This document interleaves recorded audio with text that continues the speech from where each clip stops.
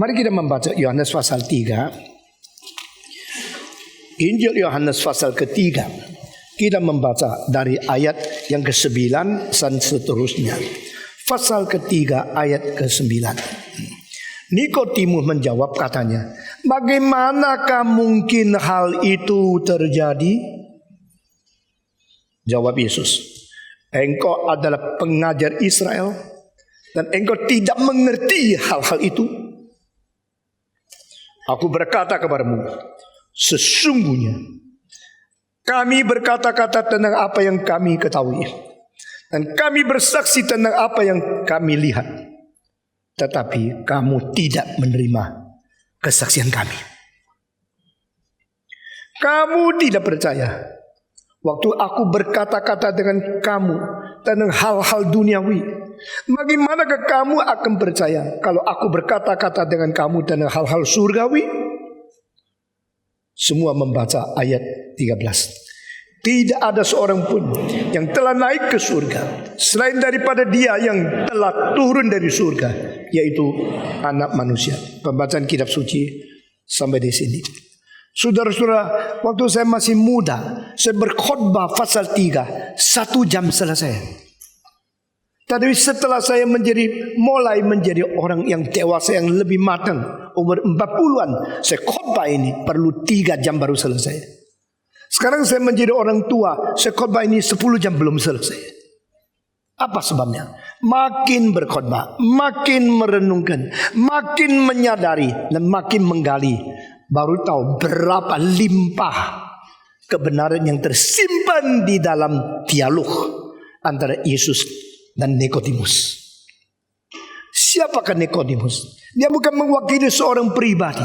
Dia mewakili puncaknya pengertian seluruh bangsa tentang firman Tuhan perjanjian lama. Siapakah Nikodemus? Dia ada kristalisasi dari bersatu bangsa yang sudah menerima Taurat Tuhan 1500 tahun di dalam perenungan, meditasi, pelajaran akademis setelah 15 abad. Dan dia mempunyai sesuatu kebingungan. Kita sudah mempunyai semua, tetapi tidak mempunyai kuasa seperti Yesus. Kita sudah mengerti semua, tapi tidak mendapatkan penyertaan konkret seperti yang dialami oleh Yesus.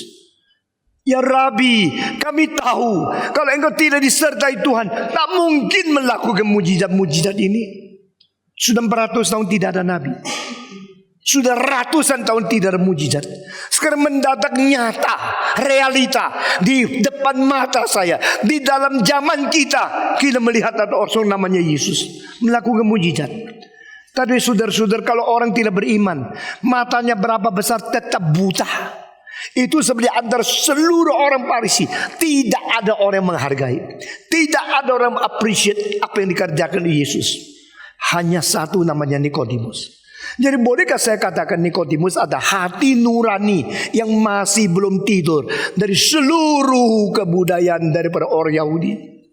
Bolehkah saya mengatakan dia adalah satu mutiara di tengah-tengah semua yang sudah menjadi pasir?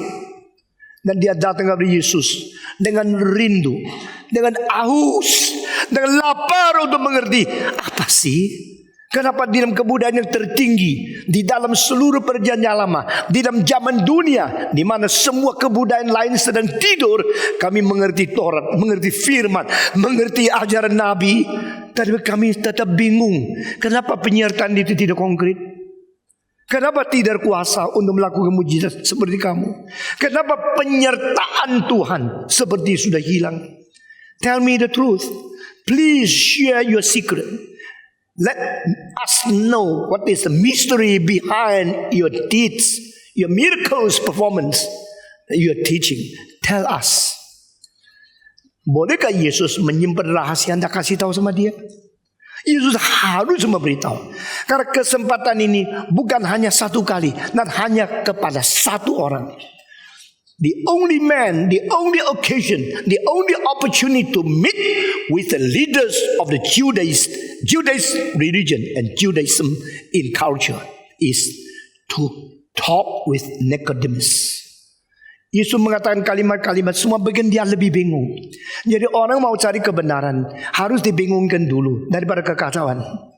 Jangan kira engkau makin belajar, makin pintar, makin belajar, makin pintar. Seorang murid teologi yang akhirnya menjadi rekan dari dosen saya, yang menjadi dosen rekan saya, mengatakan, sebelum aku belajar teologi, saya mengerti international law dan saya mendapat pengetahuan begitu banyak. Baru saya belajar teologi. Waktu masukkan teologi, baru saya sadar teologi itu seperti lautan yang tidak tahu dalamnya. Bagaimana bisa diukur? Such unfathomable richness of the theological understanding which I didn't know before. Dibanding sama studi yang saya pernah lakukan di dalam international, that is nothing. This is so many, everything inside. Memang ini benar. Tetapi kalau Nikodemus datang ke Yesus, dia bukan sungguh-sungguh, bukan benar-benar mau cari kebenaran, dia akan langsung dengar satu kalimat dan cocok dengan perasaan dia pulang. Nah, ini keadaan gini. Banyak orang bilang sama saya, dengar khotbah pasti potong terlalu dalam, aduh susah. Sudah dari Senin sampai Sabtu kerja berat, mati-matian pikir otak tentang uang. Minggu dipikirkan lagi tentang Tuhan. Capek, berat, susah.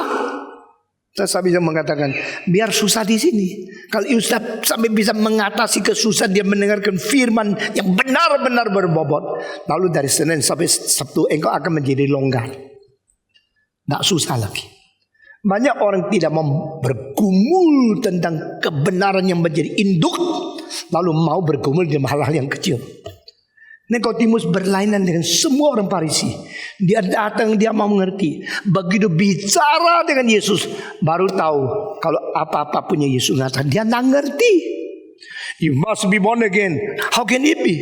I'm old. Should I go back into my mother's womb and born again? Orang sudah tua bagaimana kembali ke dalam rahimnya ibunya lalu lahir kembali lagi? Saya tidak ngerti. Angin bertiup menurut kemauan diri sendiri, bukan kemauanmu. Dari mana engkau tidak tahu, kemana engkau tidak tahu, tapi suaranya kau dengar. Orang yang dilahirkan kembali oleh Roh Kudus juga seperti ini. Dia tidak ngerti lagi. Kenapa sih kok bisa ada hal ini terjadi? Yesus bilang, juga tidak tahu. Saya kasih tahu. Yesus sekarang sudah sedikit tidak sabar. Dia mengatakan satu kalimat yang menakutkan orang. Yesus mengatakan, kamu guru orang Israel dan kamu tidak mengerti hal-hal ini. Kamu tidak mengerti tentang kedaulatan dari angin seperti Roh Kudus, tidak diganggu gugat. Kamu tidak mengerti manusia perlu hidup yang baru. Kamu tidak mengerti bahwa engkau harus diperankan pula sebagai orang Farisi. Apa sih yang diperlukan oleh kebudayaan Yahudi? Apakah yang diperlukan oleh orang Farisi? Oh, tidak ada. Kami sudah tahu semua. Kami sudah belajar semua. Bangsa-bangsa seluruh dunia tidak ada yang bisa banding dengan orang Israel. Kami tahu semua. Kamu tidak perlu apa? Saya kasih tahu. Kamu perlu diperankan pula. Karena apa yang engkau pelajari semua itu cuma hal-hal kognitif. Tetapi secara hidup engkau tidak ada hidup dari Tuhan. Semua omong kosong. Saudara-saudara, seorang ayah ketemu anak yang sudah sekolah 8 tahun di luar negeri, lalu pulang, duduk. Papa yang kasih engkau minuman, papa yang sajikan teh. Papanya ambil satu gelas, lalu bilang silakan minum. Engkau suka teh manis, ini loh. Anak itu minum, Pak, tidak manis, kurang. Engkau kurang udek, udek yang pernah udek terus, tetap tidak manis. Pak, kurang manis, udek yang keras, udek tetap tidak manis. Sudah gini, Papa bilang, aduh cilaka, aku lupa kasih gula. Kalau lupa kasih gula, udek kok sampai seluruh badan dansa, tetap tidak manis. Apa yang kau perlu? Sudah ada gelasnya, sudah ada tehnya, semua sudah ada. Yang perlu apa? Tidak ada gula. Apa yang engkau ada? Ada Taurat, ada Nabi, ada ajaran, ada seluruh perjanjian lama. Yang kurang apa? Hidup baru. You must be born again. You tahu tidak? Seluruh kebudayaan, seluruh akademik, kalau tidak hidup, itu kosong. Nah, apa yang mau diberikan oleh Tuhan? Bukan Taurat, bukan Nabi, tapi hidup kekal hanya ada pada Yesus Kristus. You datang mencari saya mau apa? Mau tahu rahasia kau bisa melakukan mujizat? Mau tahu kenapa engkau dapat penyertaan Tuhan begitu? Kenapa engkau mempunyai kekuatan yang tidak dapat kita? Kami semua orang Farisi apapun ada, tapi saya rasa sesuatu tidak ada di aku. Apa sih itu? Coba kasih tahu. Tuhan Yesus dia bilang, itu loh, ini resepnya, ini. Tuhan bilang, you must be born again. Resepnya bukan cara. Kalau saya dengar orang menanya sesuatu, bagaimana caranya untuk bisa berbuat di dalam penginjilan, saya sudah merasa orang yang tidak beres. Karena yang dia perlu itu adalah cara. Dia kira cara ini, cara itu akan berhasil. Rahasianya bukan cara, rahasia adalah dipenuhi Roh Kudus. Dapat kuasa daripada Tuhan, betul-betul setia kepada firman, dan penuh cinta kasih kepada orang yang kau injili. Bukan cara. Semua orang yang tanya tentang cara, seperti kalau sudah ada metode yang baru, dia semua selesai. Seperti orang Farisi datang kepada Yesus Kristus, yang perlu itu cara. Yesus bilang, no, you have knowledge, you have the strategy, you know everything, academic, you have cognitive achievement, but you need the new life. You need to be born again. Apa sih itu? Saya tidak pernah pikir ke situ. Aku cuma pikir yang penting cara-cara. Cara itu yang utek, ya sendoknya yang besar, lalu uteknya yang keras. Bukan. You need the sugar inside. You need the spirit. You need the power from above. You need to be born again. You need the new life from God. Kalau begini, dia tanya, mengapa bisa terjadi hal ini? Apa? Yesus mengatakan, kau guru Israel, tapi kau tidak tahu hal ini. Ini kalimat terlalu berat. Kalau saya interpretasikan dengan keadaan sekarang, Yesus berkata, kau berani buka sekolah Kristen? Kau tidak tahu apa itu Kristen, dan kau tidak tahu itu sekolah itu apa. Kau berani kerjakan hal yang kau sendiri tidak tahu. Kau berani mengajar orang hal yang kau sendiri tidak ngerti. How can you be so courageous?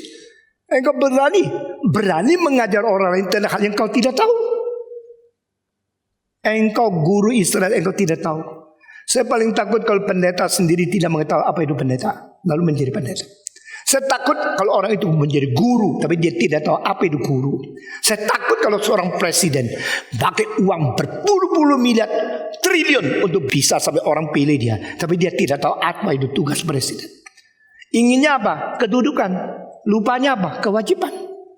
Kita mau kedudukan, kita mau tempat tinggi, kita mau kemuliaan, tapi kita tidak tahu apa itu kewajiban. Saudara-saudara, orang seperti Madoff, dia taunya uang, tapi dia tidak tahu kewajiban harus dipercaya oleh orang lain.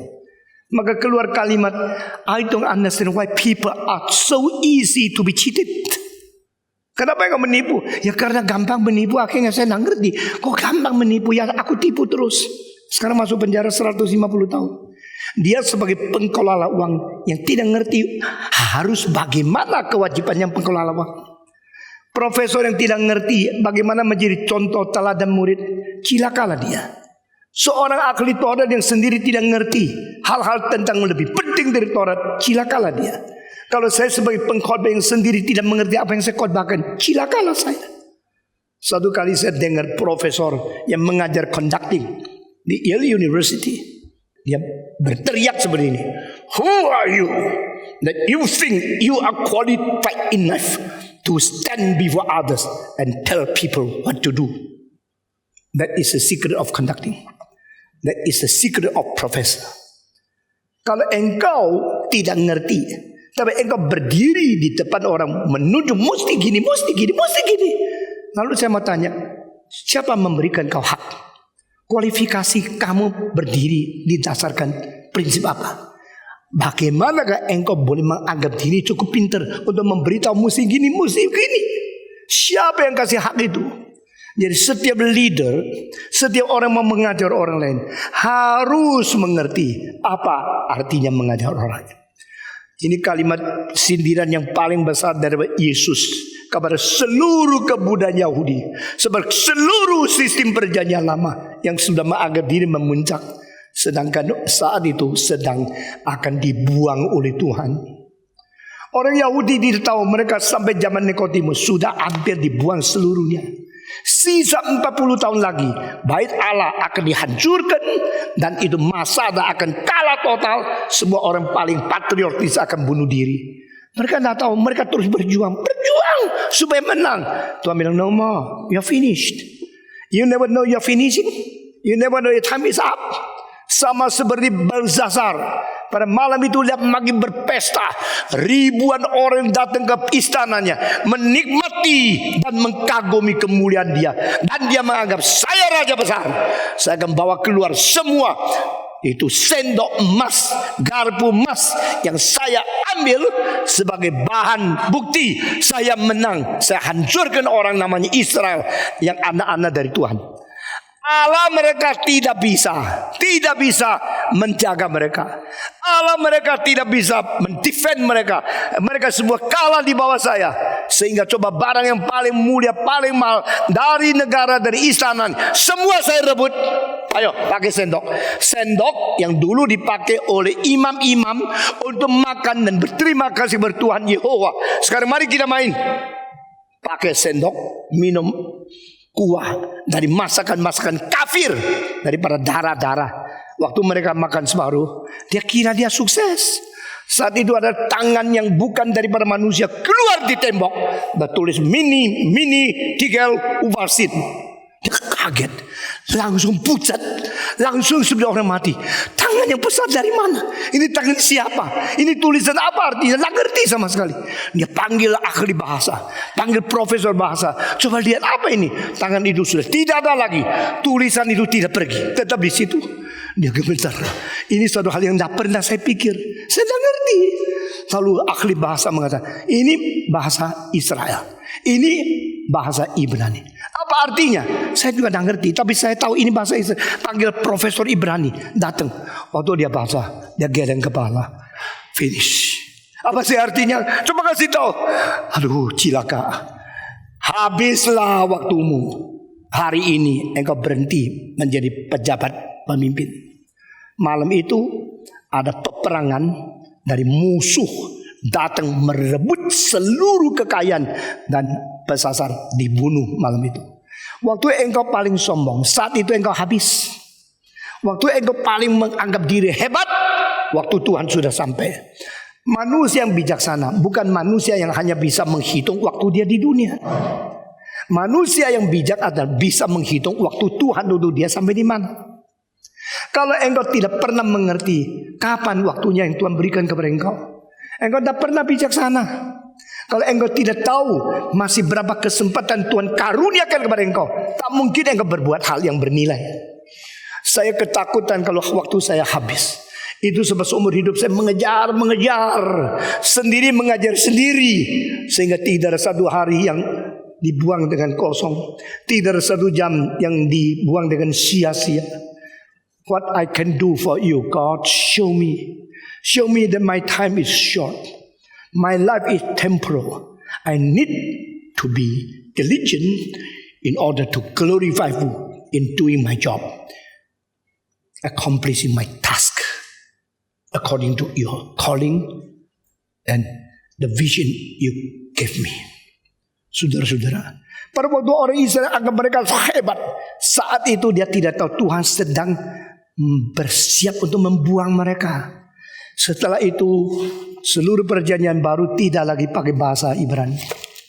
Setelah itu 35 tahun, 40 tahun kemudian bait Allah dirobohkan. Dan setelah tahun 73, setelah peperangan kalah di Masada, maka dari sekarang itu sampai hari ini tidak ada lagi nabi, raja, imam. Hanya sisa rabi-rabi. Israel sedang dibuang oleh Tuhan, bukan oleh orang lain. Oleh Tuhan sendiri, tapi dia tidak tahu. Tadi orang itu tidak sadar. Maka Yesus sekarang memberikan sindiran. You are the teachers of Israelis, yet you do not know all these things. Engkau tidak tahu ini. Kalau engkau tidak tahu, kenapa berani jadi guru? Kalau engkau tidak ngerti, kenapa berani menjadi profesor? Saya mau tanya, yang dirikan sekolah Kristen, berapa banyak yang tahu apa itu pendidikan Kristen? Saya mau tanya, ya dirikan gereja, berapa yang tahu apa itu artinya gereja? Saya tahu orang mengajar teologi, berapa banyak yang mengerti teologi yang sebenarnya itu apa? Karena saya tahu banyak orang, meskipun tidak semua, membangun sekolah hanya untuk cari profit. Mereka memberikan uang bangku setinggi mungkin. Kita mendirikan sekolah, mengerjakan apapun tidak berdasarkan motivasi duit. We are not profit minded. We are not market oriented. Our ministry is based on the calling of God. Saudara-saudara, dari permulaan melayani Tuhan sampai sekarang, hatinya untuk Tuhan, untuk Tuhan. Akhirnya karena berkorban, rela melayani dengan sungguh-sungguh, mengakibatkan Roh Kudus menggerakkan banyak orang untuk sama-sama menjadikan pekerjaan Tuhan itu selesai. Saudara-saudara, beberapa hari saya mikir, kalau konsep bisa jadi itu mujizat betul-betul. Karena waktu dirikan gereja ada janji iman dari anggota gereja seluruh ribuan orang. Untuk bikin konsel tidak ada. Saya tidak pernah mengatakan ayo kasih uang untuk konsel. Orang kalau tidak ngerti konsep, tidak ngerti musik, tidak ngerti mandat budaya, kenapa dipaksa? Jangan memaksa yang kucintai. Tunggu sama mereka rela sendiri.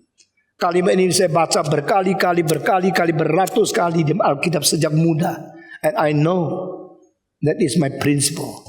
I'm not going to force to compel anybody to do what I want to do. Even though I know what I want to do is what God wants me to do. Nah, saya menunggu sampai you sadar. Menunggu sampai you rela. Sampai menunggu sampai engkau mempunyai pengertian daripada Roh Kudus yang membangunkan hati nuranimu. Nah, engkau mengatakan I want to take part. I want to be inside. I want to be part of what you are doing. Baru engkau campur. Dan itu tidak apa. Kita tahan, sabar, tunggu sampai Tuhan memenuhi, memberikan kecukupan kepada kita. Cara pelayan begini jelas. We are not money oriented. We are not hoping to get the profit. Kita bukan menjadi orang kaya. Kita hemat sendiri. Lalu uangnya untuk pekerjaan Tuhan. Lalu satu pekerjaan Tuhan yang besar jadi. Kita sendiri miskin tak apa-apa. Pekerjaan Tuhan disukseskan. Ini sesuatu untuk ribuan orang, untuk jutaan orang. Tak boleh dikurangi. Hidup sendiri, tak boleh terlalu loyal. Kita harus mempentingkan Tuhan lebih dari pentingkan diri sendiri. Hei Nikodemus, engkau tidak mengerti hal-hal ini, tapi engkau berani mengajar. Lo nak mengerti apa sih? Masih tak tahu? Nak mengerti tentang hidup baru? Nak mengerti tentang to be born again? Lo itu tidak ada di dalam perjanjian. Siapa bilang? Ada, tapi tidak perhatikan. Kenapa tidak perhatikan? Engkau terus diikat oleh satu kurungan akademik. Saudara-saudara, di sekolah apapun, aliran apapun, ada satu ikatan yang manusia di situ tidak keluar. Lalu dia kira dia akademik. Sekarang kita sangat kagum sama orang Milet, orang seperti Hudon, seperti itu Pissarro, seperti Cézanne, seperti Monet, seperti Van Gogh. Tetapi zaman mereka dikucilkan, mereka tidak dianggap penting karena mereka punya cara pikiran tentang seni, tidak mengikuti satu sistem akademik. Nah, sekarang saya memberikan contoh ini. Waktu itu di Paris ada satu organisasi memamerkan lukisan yang paling bernilai setiap tahun satu kali. Pameran itu namanya pameran salon. Barang siapa yang mau diterima lukisannya untuk menjadi pameran salon, itu orang pasti terkenal. Karena seluruh Paris, dunia lapisan paling tinggi, mereka salut yang dipilih oleh salon pasti yang paling tinggi, paling bernilai. Tetapi itu salon sendiri terikat oleh apa? Aristokratisme. Kalau lukisan engkau tidak menyesuaikan taste atau sesuatu selera daripada aristokratisme, tak mungkin masuk. Lalu tes itu ditentukan oleh siapa? Ditentukan oleh tradisi orang otorita. Jadi orang-orang selama 100 tahun lebih mempunyai satu penilaian filsafat yang disebut nilai daripada seni yang baik. Mestinya gini. Dan semua belajar itu, anak muda yang tidak tahu apa belajar supaya diterima, supaya mengerti akademik sistem, satu tradisi. Dan akhirnya mereka semua terikat oleh salon.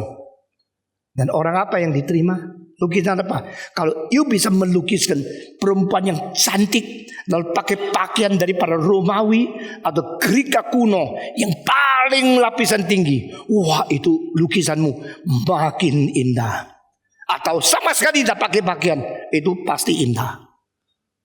Maka orang-orang seperti Boucher, seperti Fragonard, seperti David, seperti orang-orang namanya itu Lacroix.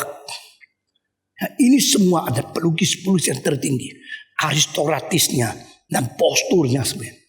Lalu ada semacam orang yang tidak mau ikut. Orang-orang itu tidak mempunyai uang beli rumah yang besar di Paris. Tidak termasuk orang yang dianggap besar, dikucilkan. Semua lukisan mereka ini tidak bernilai. Wah, nama tidak diterima. Lalu mereka itu kumpulkan satu kelompok. Orang itu tinggal di mana? Di pinggiran Paris. Di pinggiran. Maka di situ cuma ada pohon, ada hutan, ada sedikit sungai, dan ada ladang. Nah mereka bukan melukiskan orang kaya di dalam istana. Tapi lukisan petani yang kerja di ladang. Akhirnya lukisan itu tidak diterima. Lalu mereka bikin pameran sendiri. Bikin pameran sendiri. Itu namanya Barbizon School. Barbizon School mulai memakarkan pohon. Gambarkan matahari waktu sudah sore. Itu cahayanya bagaimana berubah. Gambarkan manusia yang bekerja berat. Gambarkan orang-orang. Ini orang miskin. Salah satu yang paling anggun jiwanya. Itu ada Millet. Millet. Millet menggambar dua suami istri lagi cangkul semesta sebaru dengar lonceng gereja tang berhenti, mereka langsung berdoa berterima kasih kepada Tuhan. Nah perasaan yang begitu natural, yang begitu dalam, begitu naif dari orang jujur di kampung di desa. Yang langsung dengar di belakang itu layar itu ada satu gereja yang kecil atasnya satu bell tower seolah-olah teng terdengar. Langsung mereka ingat kita mau mendapat berkat dari Tuhan. Kita lagi cangkul ini berkat. Mari kita berdoa. Suami berdoa, istri berdoa begini. Posturnya, kepalanya miringnya, tubuhnya bungkuknya sedikit. Membuktikan satu keindahan manusia yang syukur kepada Tuhan. Ini tidak ada. Kalau di istana gini. Itu model paling jelek loh. Lu kira bagus ya. Orang pakai hiasan ini merah, ini biru, ini berlian kayak kucing ya. Dia kira dia paling cantik. Bagi saya jelek lah. Lebih baik dia bebek yang berenang.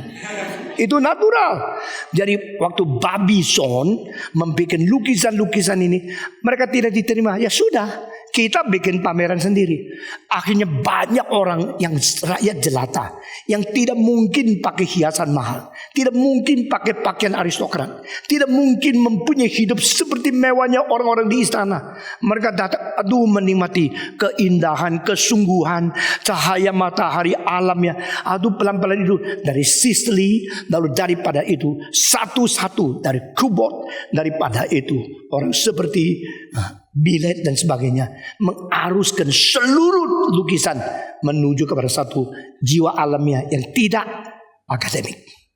Sudah dan pelan-pelan take over. Hal ini mengambil kembali. Waktu itu Manet melukiskan orang yang makan di tengah-tengah taman, tapi dia memang sedikit aneh. Dia bikin laki-laki makan di susu semua pakai jas, yang perempuan telanjang. Wah, lukisan itu begitu keluar langsung sama raja Prancis disingkirkan. Dia tidak mau. Tapi sekarang lukisan itu mahalnya luar biasa. Kalau tidak lebih daripada 50 juta dolar, nah mungkin kau dapat. Disingkirkan. Lalu pelan-pelan Oh, raja itu Napoleon ketiga justru memilih satu lukisan yang dilukis oleh Carbonell, yaitu seorang perempuan yang cantik sekali berada di pantai, dari kanan sampai kiri hampir selesai. Seluruh kanvas itu ditempati oleh dia, dan dia telanjang lahir. Itu namanya The Birth of Venus.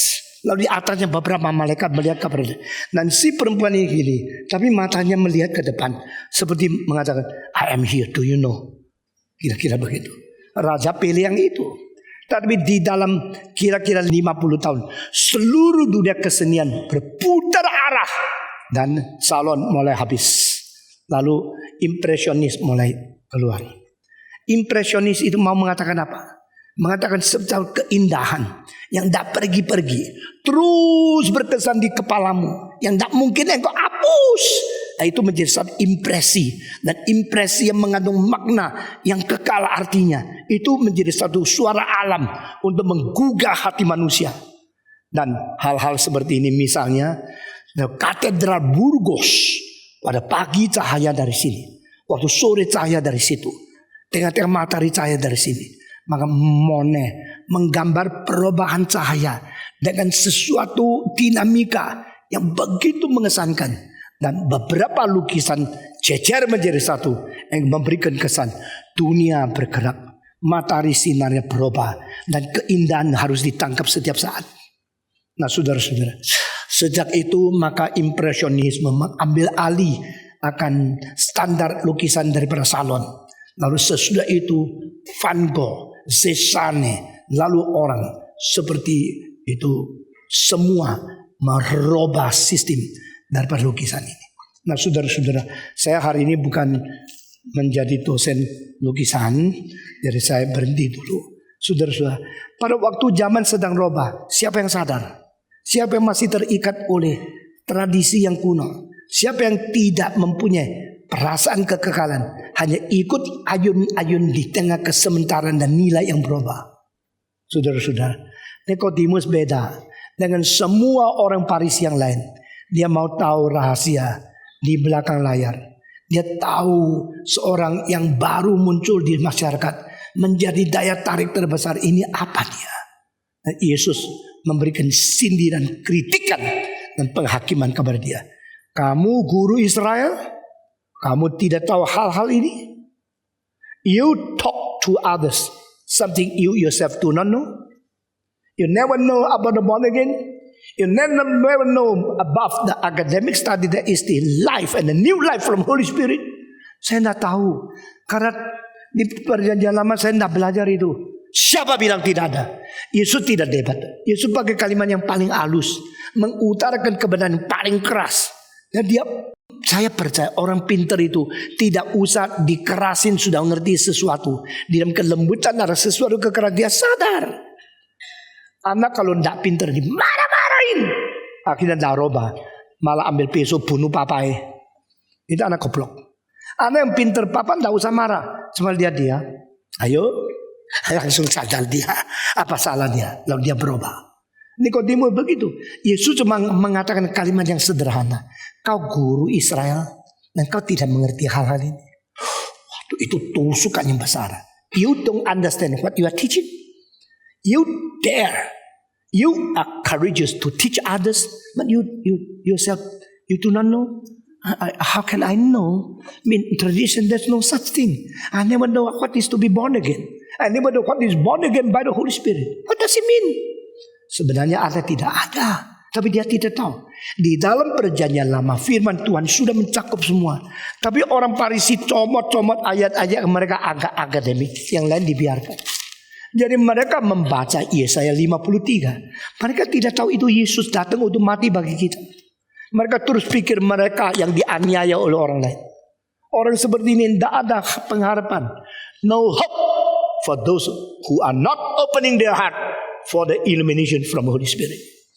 Saudara-saudara, ada tidak ajaran diperanakan pula di dalam perjanjian lama? Ada. Nabi berkata, aku akan mengambil hati jantungmu yang membatu, lalu mengganti dengan hati yang bersifat daging. Itu peranakan pula. Itu new life. Itu ada sifat yang lama semua diambil, lalu diberikan yang baru. Itu new life. Engkau tidak ngerti hal ini. Engkau guru Israel, engkau baca Alkitab, engkau teolog, engkau tidak ngerti hal ini. Itu sindiran yang besar sekali. Dan pada saat ini, saya kalau jadi Nikodemus, saya juga bingung gimana ya. Sudah terkenal di dunia, datang sini jadi kerucut. Sudah orang penting di masyarakat, ketemu Yesus, tidak tahu apa-apa. Jadi di luar semua, hebat. Di sini, tidak tahu apa-apa lu ya. Ya sudah, tidak tahu apa-apa. Jadi, ya sudah dengar, saya kasih tahu. You tidak ngerti ya, tapi you berada mengajar. Saudara-saudara, manusia kalau dikasih tahu kelemahannya, reaksinya apa? Kalau reaksinya marah, orang itu tidak bisa maju. Tapi kalau orang ketemu orang yang lebih pintar dari dia dan memberitahu kesalahan dia rendah hati mengaku, orang itu bisa maju. Sekarang saya tanya, kamu orang apa? Orang yang kalau dimarahi terus engkau marah kembali, atau kalau dimarahi engkau mulai selidiki diri lalu berubah? Yang mana? Jujur, ayo tanya sebelahmu. Lu apa lu? Coba tanya. Saudara-saudara, yang sungguh-sungguh mau cari kebenaran, kalau ketemu yang dah sungguh-sungguh bisa memberi kebenaran, dia buang waktu. Saudara-saudara, jikalau engkau sungguh-sungguh mencintai seorang pria, engkau mau bersiap menjadi istri orang yang baik, apapun mau kerjakan, tetapi engkau memberikan cintamu kepada seorang laki-laki yang mempermainkan perempuan, apa nilainya? Engkau korban diri, engkau bodoh. Jadi orang yang sungguh-sungguh, kalau menemukan orang yang sungguh-sungguh, berapa bahagianya. Saya mau menjadi pendeta yang sungguh-sungguh mengajar kebenaran. Tapi saya mau tanya, apakah kau sungguh-sungguh mau cari kebenaran? Nikodemus ada orang yang sungguh-sungguh, maka dia akhirnya ketemu Yesus. Yesus adalah sungguh-sungguh. Yesus berkata 25 kali, dengan sesungguh-sungguhnya aku berkata kepadamu. Dengan sesungguh-sungguh aku berkata kepadamu. Hanya di dalam Injil Yohanes 25 kali. Di antara 25 kali, dia mengatakan kalimat ini kepada Nikodemus, satu orang pada satu malam di 1 jam 3 kali. Siapa Nikodemus? Hak apa dia mendapatkan 1/8 dari ajaran Yesus tentang sesungguh-sungguhnya aku berkata kepadamu? Itu bahagia luar biasa. Ada orang masuk ke gereja, oh senang, aku senang di gereja ini. Karena apa? Karena yang dikhotbahkan kebenaran. Nah itu anak baik. Ada orang masuk ke gereja, kenapa harus ke gereja? Di sini banyak orang kaya, ada kesempatan cari dagang. Itu kurang baik. Ada orang yang, engkau kenapa ke gereja ini? Banyak cewek yang cantik, waktu boleh pilih-pilih. Itu lebih tidak baik. Ada orang yang di sini banyak orang bodoh, saya boleh tipu uang dari mereka. Itu paling tidak baik. Tapi ada satu macam lagi. Saya senang gereja ini karena di sini saya kepake. Saya bisa menonjolkan diri. Wah, ada kesempatan jadi pemimpin. Itu paling tidak baik. Dia bukannya mau kebenaran, dia maunya sendiri menjadi penting. Tuhan dia adalah gengsinya dia. Tuhan dia adalah kebolehan dia. Nah, di sini saya kepake, saya giat, saya rajin. Tapi kalau tidak bisa saya mempamerkan kebolehanku, saya pergi. Silakan pergi. Kalau you bukan mencari kebenaran, tidak usah di gereja ini. Gereja ini didirikan untuk mengisi kebenaran untuk mereka yang sungguh-sungguh cari kebenaran. Mengapa Yesus buka pintu menerima Farisi? Mengapa Yesus menjamu akan Nikodemus? Karena dia tahu Nikodemus sungguh-sungguh mau cari kebenaran. Maka Yesus berkata kepada dia, sesungguh-sungguhnya aku berkata kepadamu. 3 kali kepada satu orang, di dalam 1 malam, di dalam 1 jam. Yesus 3 kali memakai kalimat yang begitu indah, yang hanya di seluruh hidup dicantum di dalam buku Injil Yohanes. Cuma 25 kali. 3 kali untuk 1 orang. Dengan sesungguh aku berkata kepadamu. Sekarang yang ku katakan, ku tahu. Yang ku saksikan, ku lihat. Wah, ini standar, ini prinsip, ini teladan, dan ini contoh untuk setiap zaman. Barang siapa berani mengajar, dia harus mengetahui. Barang siapa berani bersaksi, dia harus melihat. Kesungguhan itu diuji dalam 2 hal. Apa yang kau katakan dan apa yang kau saksikan. To say and to witness. What I say to you, I know. What I witness to you, I experience. Yang ku saksikan, ku melihat sendiri. Yang ku bicarakan, ku tahu apa yang ku katakan. Jadi di sini perbedaan antara Yesus dengan orang Farisi sudah didistingkan, sudah dibedakan. You mengajar apa yang you tidak tahu. Aku memberitahu apa yang ku tahu. You menjadi guru engkau tidak mengerti.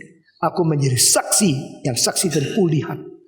Saudara-saudara, mari kita semua menjadi anak-anak Tuhan yang jujur mencari kebenaran.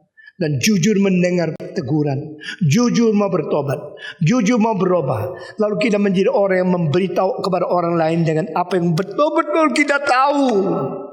Satu kali saya berada di Kanada. Saya waktu itu masih muda. Selain saya berkhotbah 2 kali, masih ada kesempatan 1 jam. Saya minta bawa saya pergi tempat gereja orang Kanada. Saya mau dengar khotbah orang Kanada, beres atau tidak. Setelah dari Berlin 3 minggu saya ikut 3 kebaktian gereja yang paling penting di kota Berlin. Saya kecewa luar biasa.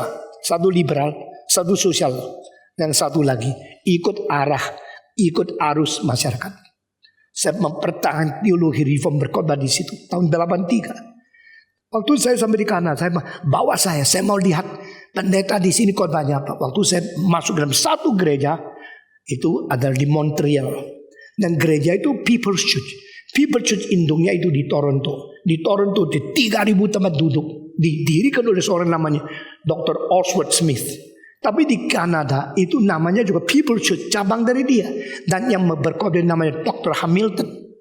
Lalu saya mendengar di situ, perhatikan dari loteng balkon. Karena saya lambat datangnya. Karena saya baru khotbah selesai, langsung kejar ke situ. Wah, khotbahnya luar biasa bagus. Dan sebelum dia selesai, sebelum doksologi, saya harus pergi. Karena saya harus khotbah lagi di lain tempat. Engkau kalau selalu lambat karena engkau baru khotbah datang, ya maklum lah ya. Saudara-saudara. Nah, waktu saya sampai di pintu, waktu salju turun sampai lebih 40 cm. Nah, saya tunggu orang bawa mobil bawa saya ke tempat lain. Lalu waktu itu seorang tua, perempuan kira-kira umur dalam 60.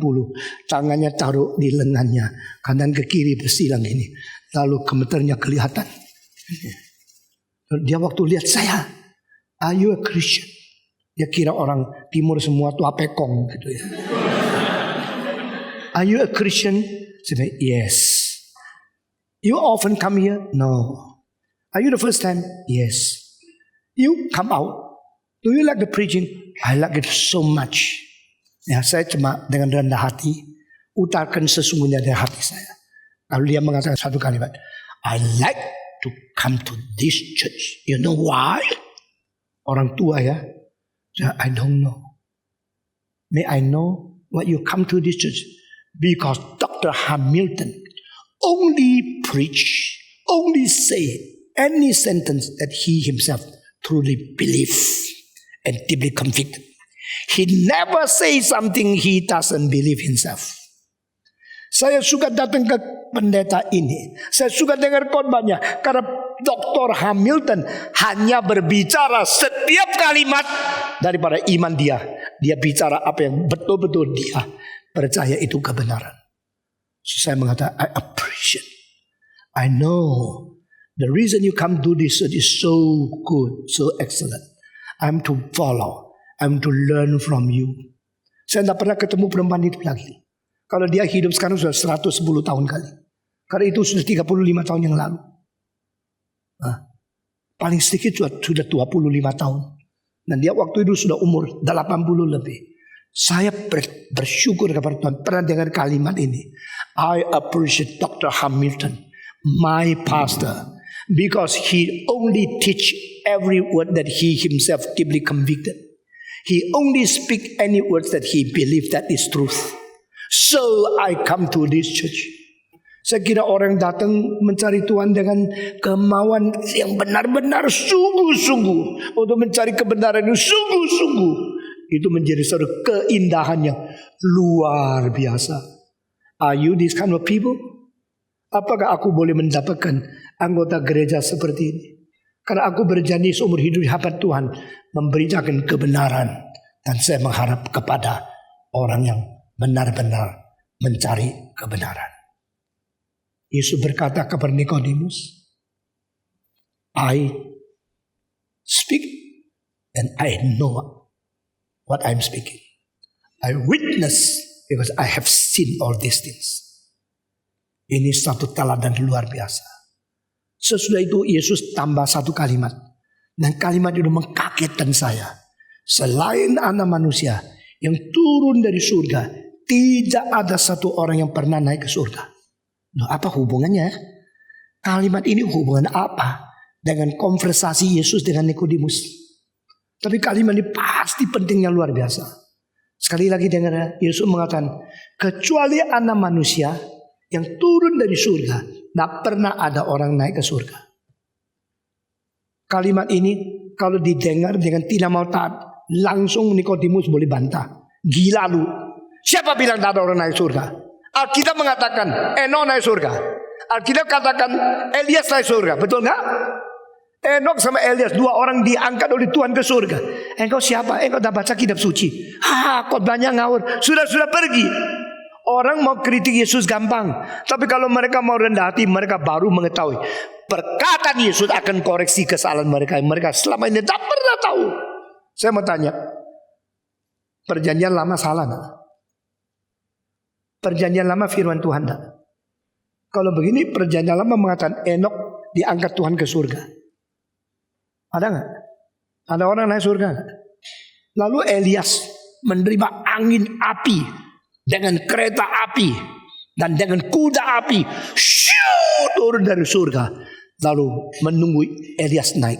Begitu Elias naik ke kereta itu, kereta itu pergi. Lalu Elisa ketinggalan di situ. Oh, guruku, oh Nabi Elias, engkau adalah api dan kereta daripada Israel. Lalu hilang, dia naik ke surga. Alkitab catat.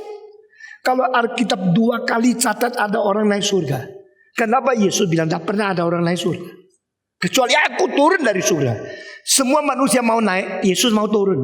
Nah ini kekristenan. Inilah zat. Inilah satu substance.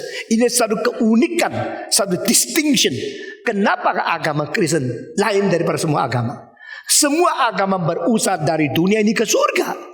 Hanya Kristus dari surga ke dunia. Arahnya lain. Kristus dari surga. Semua agama manusia menuju ke Tuhan. Dan Kristus adalah Tuhan yang menjadi manusia. Ini bedanya. Tapi Yesus mengatakan kecuali anak manusia, satu orang, tidak pernah ada orang naik surga. Apakah Yesus tidak baca kitab suci? Apakah Yesus sengaja melawan perjanjian lama? Atau Yesus datang mengkoreksi berarti perjanjian lama salah? Nothing in conflict. Perjanjian lama tidak salah. Orang pernah naik surga betul-betul dicatat. Dan catat mereka tak mungkin menipu. Karena mereka itu diwahyukan oleh Roh Kudus. Sehingga apa yang dikatakan oleh perjanjian lama, Elias naik surga, benar. Enok naik surga, benar. Nothing wrong. Lalu begini, apa artinya? Saudara perhatikan orang yang pintar dan berstatus tinggi, berpengertian begitu dalam seperti Nikodemus, tidak berani sembarangan lawan. Ada orang dengar khotbah saya baru satu kali, satu kalimat tidak cocok sama dia, langsung marah-marah, langsung pergi, merusak nama saya. Oh, saya tahu itu orang yang tidak ada pelajaran, yang barbar. Biarin. Tapi orang mempunyai pengertian setinggi Nikodemus, dengar kalimat yang lain. Tidak perjanjian lama, banyak hal memang saya kurang ngerti. Thank you God, thank you Jesus, you give me the new understanding of what is the changing of the heart. It means to be born again. Thank you. You show me. You illuminate me. You hint me. You let me know what is the so deep teaching of the original meaning of the Bible. I thank you. But this time I do not understand why you say, besides the Son of Man, no one had ever been in heaven. Go to heaven. Only you come down from heaven. Apa artinya? Saudara-saudara, karena pengertian heaven yaitu situ. Earth sini, ini bumi, itu langit, bumi langit. Yang di sini lapar ke situ, yang ke situ tidak pernah balik. Yang belum pergi tidak bisa kasih tahu langit itu apa. Yang balik tidak mungkin. Jadi yang bicara semua tidak pernah pergi. Yang pernah pergi tidak pernah balik. Jadi langit ya itu atas itu, yang biru-biru itu loh, biru. Yang di bawah ini Ini bumi, itu langit. Tapi Yesus di sini memberikan satu iluminasi, pencerahan, satu new inspiration, satu release, satu new inspiration. What is true heaven? Bagaimana tahu? Karena Yesus dari mana? Dari langit. Langit apa? Di dalam Alkitab itu langit berlapis-lapis. Dia bilang, masa? Kapan kita tahu? Di perjanjian baru, Paulus berkata, aku mengenal seseorang. Di luar tubuh, di dalam tubuh saya tidak tahu. Tapi orang itu pernah naik ke langit lapisan keberapa? 3. Ya. The threefold of heaven. Dia di langit lapisan ketiga. Yang ketiga itu mendengarkan rahasia misteri dari Tuhan Allah. Berarti apa yang ditulis oleh Paulus di dalam Efesus pasal 3 betul. You read my letter, you will know how deep I understand the mystery of God. Bacalah suratku, engkau mengerti berapa dalam aku mengetahui rahasia dari kebenaran Tuhan Allah. Karena dia pernah diangkat sampai lapisan ketiga, mendengar suara misteri dari Tuhan Allah. Berarti kita perjanjian baru, langit berapa susun? Berapa? Jawab dong. Berapa? Masih tidak tahu. Lapisan ketiga tidak tahu berapa susun. Langit. Berapa susun? 3 susun. Lalu kita mau tanya, susun pertama itu langit apa? Susun kedua langit apa? Susun ketiga langit apa? Maka kita kalau bikin rumah ini itu namanya langit-langit. Ini bukan langit tapi langit-langit. Langit-langitan. Ya. Seperti bukan monyet tapi monyetan. Ya. Ini langit-langitan. Ini langit palsu. Tetapi ada 3 lapisan. Lalu 3 itu apa? 2 itu apa? 1 itu apa? Ini perjanjian baru. Di atas langit 3 lapisan. Neraka tidak ada lapisan. Pokoknya NEREKA, neraka. Lalu di perjanjian lama adakah lapisan langit? Coba jawab. Siapa pernah baca kitab di dalam perjanjian lama ada lapisan langit? Ada nggak? Tidak ada satu yang bisa jawab ya. Siapa yang pernah baca perjanjian lama ada lapisan langit? Coba angkat tangan. Ada nggak? Ada. Begitu banyak yang sudah diberikan oleh Tuhan. Kita tidak ngerti. Kita cuma baca sepintas. Untuk ayo lu berapa pasal, gua berapa pasal, gua menang ya. Itu. Kayak anak kecil sekolah minggu. Saudara-saudara, di dalam perjanjian lama juga 3 lapisan langit. Masa? Di mana sih? Pasal apa sih? Sekarang saya tanya, ada nggak? Di perjanjian lama ada? Nggak ada kan? Ada. Mau tahu? Saya kasih tahu ya. Hari Salomo mempersembahkan bait Allah. Di dalam doanya muncul satu kalimat. Ya Allah, langit dan langit di atas langit. Berapa ini? Langit dan langit di atas langit. Toh tidak cukup menjadi tempat hunianmu. Siapakah kami yang boleh mendirikan satu bait Allah untuk tempat perdiamanmu? Nah di situ pertama kali dalam Alkitab, the heaven above the heaven, the first layer of heaven and the second of heaven. 2 layer is not enough, but you are not in this 2 layer, you are in above one. Itu tempat namanya apa? In the highest. Glory to God, glory to God in the apa? Highest. Habis. Berarti tidak ada lapis keempat. Yang disebut the highest itu apa? Lapisan ketiga. Jadi perjanjian lama langit 3 lapisan. Perjanjian baru langit 3 lapisan. Lapisan yang ketiga adalah lapisan yang tertinggi, namanya in the highest. Waktu Yesus lahir, malaikat Jibril berkata kepada Maria, the son you are giving birth to should be called the Holy One of God, the Son of God in the highest. Yesus dari mana? Dari langit yang tertinggi. Dari pengertian seluruh kitab suci baru kita tahu apa artinya. Yesus mengatakan ayat ke-13 kepada Nikodemus, aku berkata kepadamu, tidak ada seorang pun pernah naik ke surga kecuali anak yang turun dari sana. Dan ini ayat di dalam terjemahan Tionghoa mengkagetkan, menulis begini: selain anak manusia yang turun dari surga, tetap berada di surga, tidak ada orang siapapun yang pernah masuk surga. Wah, ini beda sekali bahasa Indonesia. Bahasa Indonesia mengatakan selain anak manusia yang turun dari surga, tidak ada orang naik surga. Bahasa Tionghoa mengatakan 除了从天降下人就在天的，没有人升过天。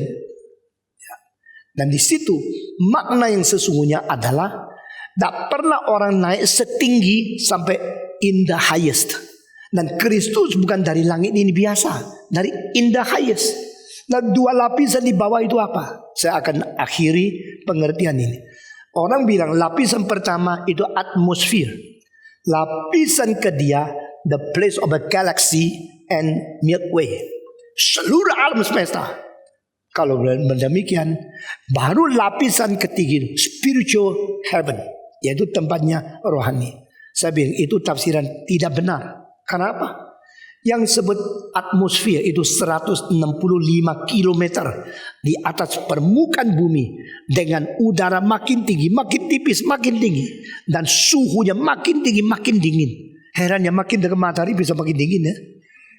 Bukan karena jarak, karena lapisan atmosfer itu menyimpan kepanasan. Menyimpan kepanasan.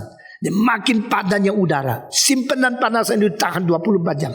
Sehingga pagi sama malam cuma beda dari umpama 32 derajat menjadi 24 derajat. Tetapi kalau tidak ada atmosfer, tidak ada oksigen, tidak ada udara yang membungkus ini, atmosfer itu kalau hilang, pagi bisa panasnya sampai 70 derajat. Malam bisa di bawah 20 derajat. Manusia akan dingin setengah mati malam. Sebelum mati panas setengah mati, lalu malam dingin setengah mati lagi. Tuhan kasih atmosfer supaya kita bisa rasa comfort zone, comfort climate. Ini lapisan pertama. Saya percaya lapisan ini sama lapisan galaksi itu satu lapisan. Itu langit pertama. Dunia ini cuma 1/1,3 juta besarnya daripada matahari. Matahari cuma 1/5000 daripada planet yang namanya Vega. Dan Vega cuma 1/jutaan daripada komet dan yang lain yang besar sekali. Saudara-saudara, dunia ini terlalu besar. Ini semua saya sebut sebagai langit pertama. Langit kedua ada langit orang rohani pergi yang melampaui materi yang dicipta oleh Tuhan. Langit kedua adalah langit daripada tempat orang-orang yang diizinkan Tuhan pergi, tapi sifat rohani. Langit lapisan ketiga itu tidak ada siapapun bisa masuk kecuali Tuhan Allah sendiri. Itu namanya in the highest. Nah, Yesus mengatakan kalimat ini kepada Nikodemus. Saudara tahu tidak? Saya turun dari tempat yang paling highest itu ke bumi ini. Dan semua orang tidak pernah ke situ. Saya waktu turun masih ada di situ. Arti apa? Secara sifat manusia, I am what became flesh. I'm with you. I'm limited one in the created world. But secara spiritual, I am God, omnipresence, no limit, no bondage, everywhere and beyond where, even in the highest, I'm there. Saya percaya Nikodemus kaget. Seluruh malam semua kalimat Yesus dia kaget tidak habis. Dan akhirnya baru dia sadar, pelan-pelan cerna. Maka orang pintar seperti Nikodemus tidak bisa mengambil keputusan, oh ya saya mau percaya Yesus Kristus. Di pasal 3, yang mau terima Tuhan Yesus mesti dengar khotbah begitu sulit. Pasal keempat, seorang perempuan Samaria langsung kasih tahu, lu ada 5 suami, langsung dia bertobat. Sekarang kita melayani Tuhan dua macam gereja. Gereja reform sulit mempertobatkan orang karena harus menjelajah pikiran yang dalam, memberikan firman yang tidak gampang dicerna. Kita teruskan semua rahasia yang dalam dari firman Tuhan. Mari kita tunduk kepala. Lepaskanlah kami ya Tuhan dari ikatan-ikatan yang selama ini telah membelenggu kami. Beri kepada kami pengertian yang lebih mendalam, supaya kami beriman sungguh-sungguh kepada kebenaran yang sejati. Dalam nama Tuhan Yesus kami berdoa. Amin.